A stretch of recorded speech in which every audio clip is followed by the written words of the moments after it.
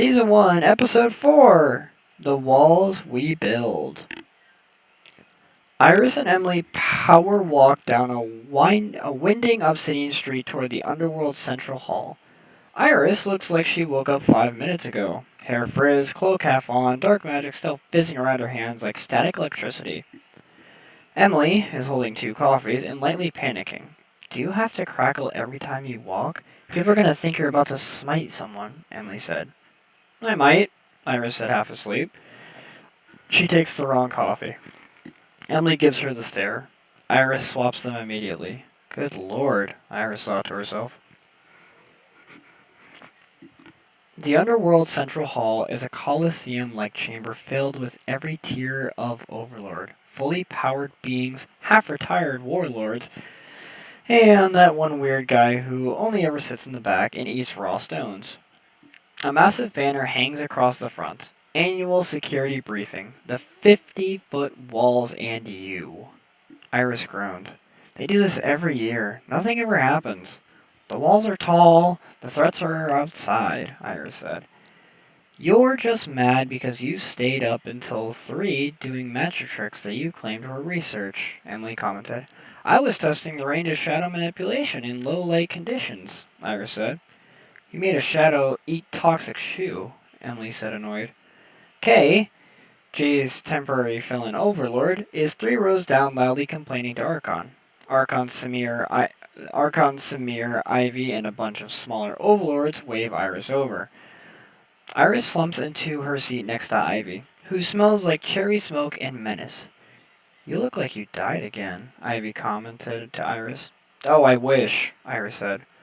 A crystal projector lights up. An overly enthusiastic presenter appears. Underworld security officer who clearly loves his job too much. He taps a pointer staff against the giant map. As you all know, the underworld is sealed by 50-foot arcane-infused stone walls, built when heaven and hell began shifting their borders. If a threat from outside, everyone sighed loudly. Kay raised her hand.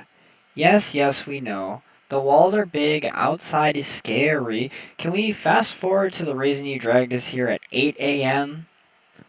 Absolutely. We've confirmed activity outside the walls, the officer said with a smile, then a serious tone. Suddenly, the room went quiet, causing Emily to sit up straight. Iris stared. What kind of activity? We don't know that yet, the officer responded. So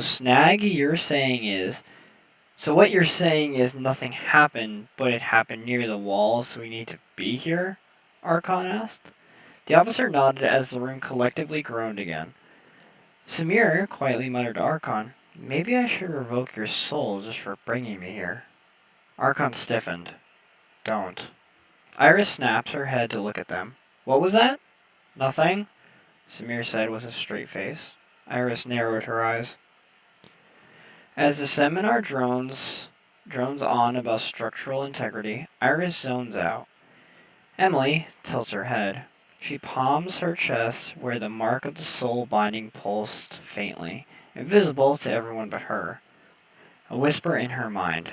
Val's voice echoes. Stand up straight, dead, you're representing me. Iris jolted upright, involuntarily causing several overlords to look over. Emily squints at her. Iris forces a smile that screams pain and compliance. Nope, just doing great. Love seminars and love the walls, Iris grinned. Officer 29 eventually opened the floor for questions from the overlords. It goes as bad as you'd expect. If the walls are 50 feet tall, why not make them 51? You know, just in case. Because that's not how measurements work. Okay, next question please. Yes, will we ever be allowed to leave the underworld? I mean, hypothetically. Hypothetically also no. Kay gets up. No offense, but we fight giant cosmic entities on a monthly basis. You think a wall's gonna do anything at all? Kinda, the officer replied. The overlords laughed to the sleeves and Eugen. Eclipse raises her hand from across the hall. Hey, if the walls ever fall, does toxic soul transfer to me automatically, or do I need to renew the contract? I'm right here, Toxic said. Chaos erupts, causing Officer 29 to nearly pass out. The seminar broke for lunch. Emily and Iris sit on the outer balcony overlooking the flowing magma rivers far below. Emily bumped Iris's shoulder.